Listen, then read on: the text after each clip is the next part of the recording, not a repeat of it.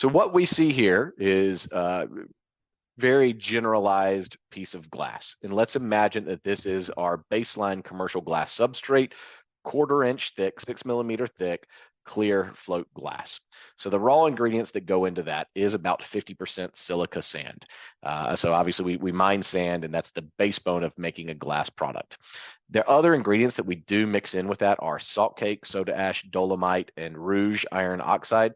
I'll come back to that rouge in just a minute. But the other second largest ingredient next to silica sand is what we call cullet. And cullet is simply recycled glass content, broken glass. It takes less energy to melt existing glass to that molten glass state than it does sand. So by introducing cullet, we can reduce the time of the furnace, the heat that we have to have that furnace, create a more uniform substrate as well.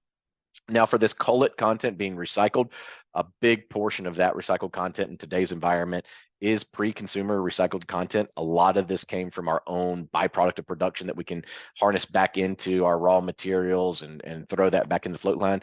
But there are some cullet buyback programs that are looking to buy that from customers as well.